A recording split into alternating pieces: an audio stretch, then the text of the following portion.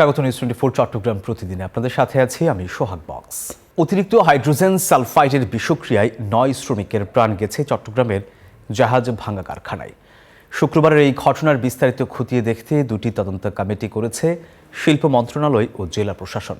কারো গাফিলতি পেলে ছাড় দেওয়া হবে না বলে হুঁশিয়ারি দিয়েছে কর্তৃপক্ষ। এদিকে নিহতদের পরিবারে চলছে শোকের মাতম। সীতাকুণ্ডের ভাটিয়ারিতে ফেদ্দু শিপইয়ার্ডে গ্যাস বিষক্রিয়ায় নিহত হন 9 জন। তাদের মধ্যে ছিলেন এই নারী সন্তানও। ঘটনাস্থল পরিদর্শন করেছেন শিল্প মন্ত্রণালয়ের সচিব। জানান শিল্প মন্ত্রণালয় 11 সদস্যের এবং জেলা প্রশাসন 9 সদস্যের আলাদা তদন্ত কমিটি করেছে। ঘাটতি না হলে তো অবশ্যই অ্যাক্সিডেন্ট হতো না।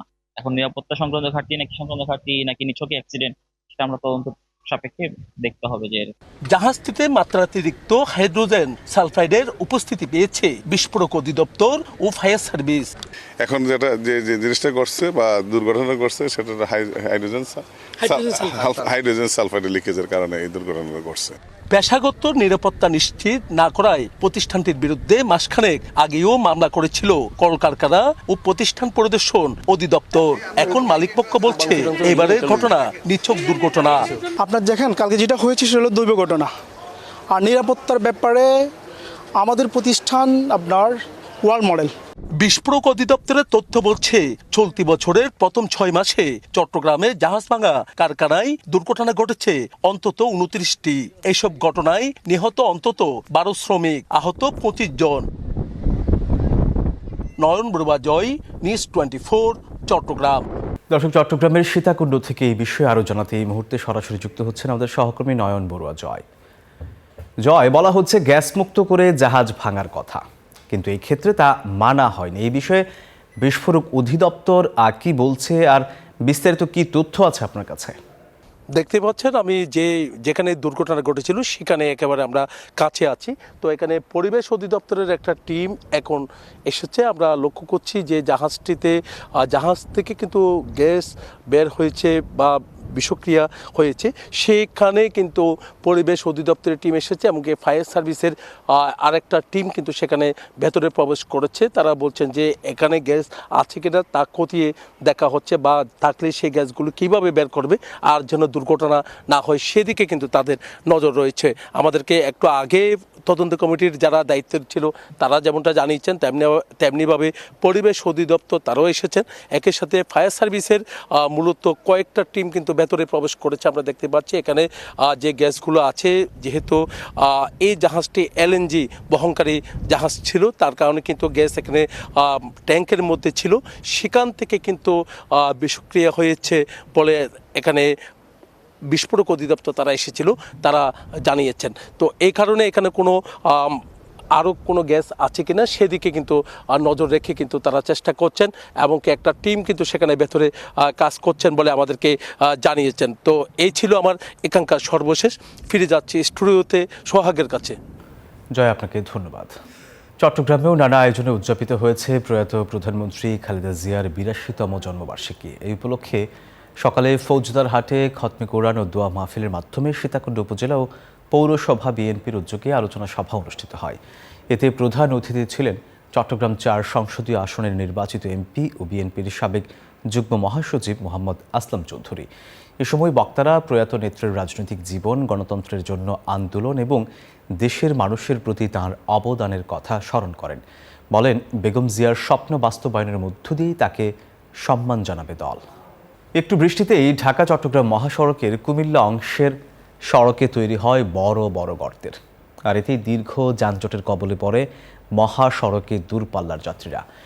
এ নিয়ে কুমিল্লা থেকে আরও খবর জানাতে সরাসরি যুক্ত হচ্ছেন আমাদের সহকর্মী মহিউদ্দিন। কবে এই ভোগান্তি থেকে মুক্তি পাবেন যাত্রীরা? কর্তৃপক্ষ কি বলছেন?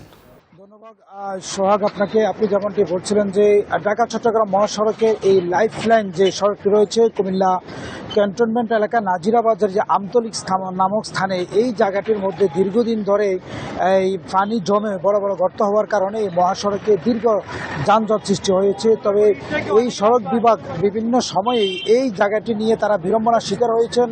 এই বর্ষাকালে এমন ভোগান্তির শিকার দেখে তারা দ্রুত এই মহাসড়কের কাজ শুরু করছে। আমি যদি একটু দেখাই আমার এই সড়কটির মধ্যে সড়ক বিভাগ যে কাজ করছে এবং এই দীর্ঘ যানজটের যে মূল কারণটি হচ্ছে যে এই সড়কটি দীর্ঘদিন গর্তে পরিণত হওয়ার কারণে এটিকে কিভাবে দ্রুত নিরসন করা যায় সেই জন্য তারা কাজ করছে। এবং এই এলাকা থেকে যে চট্টগ্রাম থেকে যাওয়ার পথে ঢাকামুখী যে মহাসড়কের যে দুটি লাইন, সেই দুটি লাইনের মধ্যে একটি লাইন বন্ধ রাখা হয়েছে, আরেকটি লাইন দিয়ে এই সিগন্যাল দিয়ে সেটিকে এখান থেকে গাড়ি পার করা হচ্ছে, যার কারণে পিছনের যে সারিবদ্ধ যে গাড়িগুলো রয়েছে সেটি একটু যানজটের কবলে পড়ছে। তবে দীর্ঘ যানজট নয়, ধারাবাহিকভাবে সেটিকে 2-3 মিনিট পরে এই রাস্তা ক্লিয়ার করা হচ্ছে এবং গাড়ি যাতে করে দ্রুত এখান থেকে যেতে পারে সে তারা ব্যবস্থা করছে। মহাসড়কের এই আমতলী এলাকাতে দীর্ঘদিন থেকে এই সাধারণ মানুষের যে কবল, সেই কবলের যে সমস্যাটি রয়েছে সেটি তারা এই মুহূর্তে তাৎক্ষণিক এই বর্ষাকালে কাজ না ধরতে পারলেও তারা ইট দিয়ে সোলিং করে দ্রুত এই মহাসড়কের দূরপাল্লার যাত্রীদেরকে কিভাবে তাদের গন্তব্যস্থানে তারা নিতে পারে সে ব্যবস্থা করছে। তো এই ছিল কুমিল্লা মহাসড়কের আমতলী থেকে আমার কাছে সর্বশেষ। চলে যাচ্ছি স্টুডিওতে। সোহাগ। মহিউদ্দিন, আপনাকে ধন্যবাদ। চাঁদপুরে প্রায় 200 সরকারি প্রাথমিক বিদ্যালয়ের ভবন জরাজীর্ণ ও ঝুঁকিপূর্ণ। আতঙ্ক নিয়ে চলছে পাঠদান। দুর্ঘটনা এড়াতে দ্রুত নতুন ভবন নির্মাণের দাবি শিক্ষক, শিক্ষার্থী ও অভিভাবকদের। ঝুঁকিপূর্ণ বিদ্যালয়ের তালিকা প্রাথমিক শিক্ষা অধিদপ্তরে পাঠানো হয়েছে বলে জানিয়েছেন জেলা প্রাথমিক শিক্ষা কর্মকর্তা। খোকন কর্মকারের তথ্য ছবিতে ডেস্ক রিপোর্ট। কোথাও মাথার উপর থেকে ধসে পড়ছে ছাদের প্লাস্টার, আবার কোথাও সামান্য বৃষ্টিতেই চুয়ে পড়ছে পানি। চাঁদপুরে প্রায় 200 সরকারি প্রাথমিক বিদ্যালয়ের ভবনের চিত্র এমনই। অধিকাংশ বিদ্যালয়ে নেই বিকল্প ব্যবস্থা, তাই বাধ্য হয়েই জরাজীর্ণ ভবনে চলছে পাঠদান। চরম আতঙ্ক ও দুর্ঘটনার ঝুঁকি নিয়েই প্রতিদিন ক্লাসে ফিরছে শত শত কোমলমতি শিক্ষার্থী। ভবন ধস বা দুর্ঘটনার আশঙ্কায় দিন দিন কমছে শিক্ষার্থীদের উপস্থিতিও।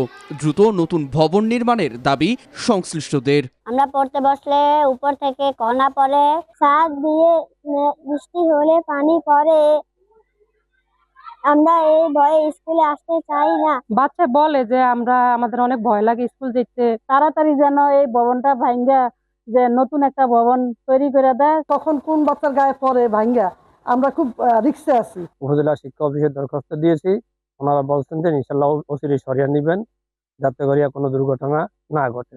ঝুঁকিপূর্ণ ও অতি জরাজীর্ণ বিদ্যালয়ের তালিকা প্রাথমিক শিক্ষা অধিদপ্তরে পাঠানো হয়েছে বলে জানিয়েছেন জেলার প্রাথমিক শিক্ষা বিভাগের শীর্ষ কর্মকর্তা। 8টি উপজেলা থেকে পৃথক পৃথক তালিকা প্রস্তুত করে আমরা প্রাথমিক শিক্ষা অধিদপ্তর ঢাকার বরাবরে প্রেরণ করেছি। আমাদের পিডিবি 5 যে প্রোগ্রামটা রয়েছে সেই প্রোগ্রামটা এই অর্থবর্ষেই চালু হওয়ার কথা রয়েছে। যদি এই বছর চালু হয় তাহলে আগামী বছর আগে আমাদের এই যে জরাজীর্ণ প্রাথমিক বিদ্যালয়গুলি রয়েছে এগুলি সংস্কার কার্যক্রম করে আমাদের প্রাথমিক শিক্ষা কার্যক্রম উপযোগী করে তুলতে পারবে। শিক্ষার্থীদের নিরাপদ পরিবেশে লেখাপড়া নিশ্চিত করতে পরিত্যক্ত ও ঝুঁকিপূর্ণ ভবনগুলো অপসারণের পাশাপাশি দ্রুত নতুন ভবন নির্মাণের দাবি শিক্ষক ও অভিভাবকদের। Desk report, news 24। দীর্ঘদিন সড়কগুলো সংস্কার না করায় অতিরিক্ত বৃষ্টি আর জলাবদ্ধতায় নোয়াখালী পৌরসভার বিভিন্ন সড়কে গর্ত আর খানাখন্দে ভরে গেছে। দর্শক, এই নিয়ে আরও খবর জানাতে নোয়াখালী থেকে সরাসরি যুক্ত হচ্ছেন আমাদের সহকর্মী আকবর হোসেন সোহাগ। সোহাগ, পৌর কর্তৃপক্ষ কি ব্যবস্থা নিয়েছে, কি দেখছেন? জি ধন্যবাদ সোহাগ, আপনি যেমনটা জানতে চেয়েছেন, আমি আছি নোয়াখালীতে। এটি নোয়াখালী হাউজিং এবং হাসপাতাল সড়ক এই নামে পরিচিত এই সড়কটি। এই সড়কের এতই বেহাল অবস্থা, আমি আপনাকে একটু দেখাই যে এই সড়ক দিয়ে প্রতিদিন হাউজিং, এই সড়ক দিয়ে প্রতিদিন হাসপাতালে শত শত রুগী যায়, গাড়ি, সিএনজি, অটোরিকশা নিয়ে যায়, কিন্তু রুগীরা এত বেহাল অবস্থার ভিতরে এই সড়ক দিয়ে বেহাল অবস্থা।